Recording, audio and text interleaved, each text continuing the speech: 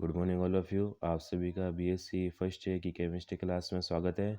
पिछले लेक्चर्स में अपन ने कोलाडी कणों के या कोलाडी विलीनों के उपयोग पढ़े थे, जिसमें दो कैटेगरी अपन ने पढ़ ली थी। तीसरी कैटेगरी थी दैनिक जीवन में कोलाडी या कोलाडी का उपयोग। ठीक है, पहला था कि पानी का शुद्धिकरण, कि नदी, तालाब एवं अन्य स्थान से प्राप्त पानी में क्या होते हैं, मिट्टी एवं अनेक कण क्या होते हैं, ऋणावशित कणों की अशुद्धियाँ पाई जाती है, जो कि कोलाडी कणों के रूप में उपस्थित रहते हैं।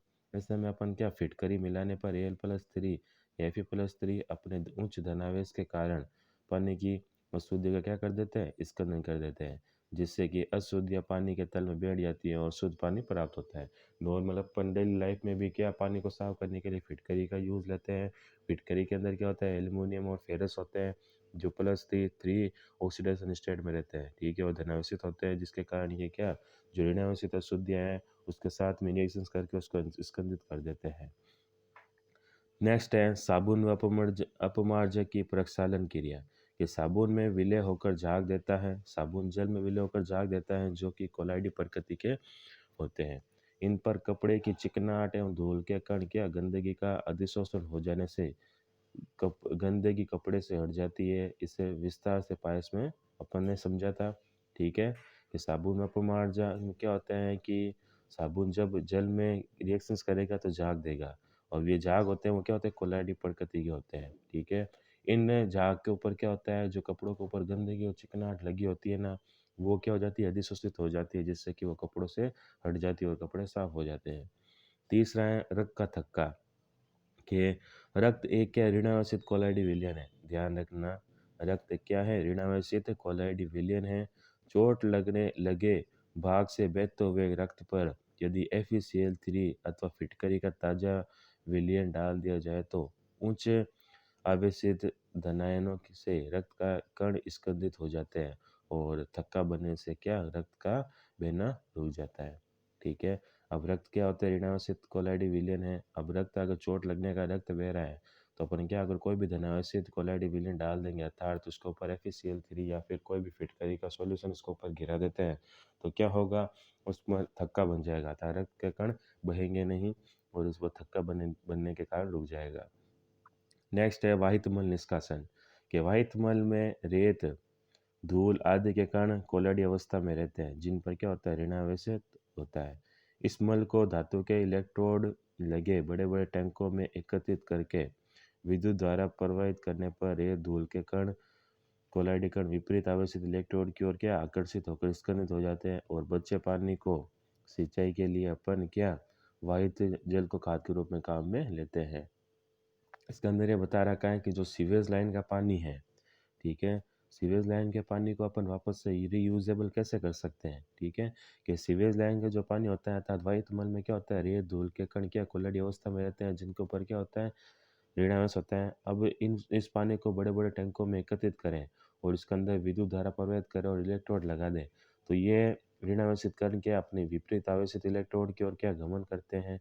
ठीक है, और विपरीत आवेशित इलेक्ट्रोड पर गमन करके ये वहाँ पर स्खलित हो जाएंगे, जिससे कि जो शेष पानी होगा वो प्योर हो जाएगा। उसको हम अपन वापस से सिंचाई के अंदर काम में ले सकते हैं।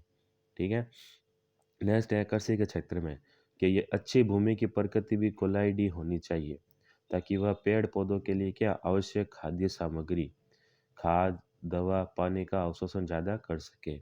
कोलाइडी विज्ञान से भी कृत्रिम वर्षा करवाना संभव है। बादल एक ऐसा एरोसोल है जिसमें क्या, जल के छोटे छोटे कण निलंबित रहते हैं।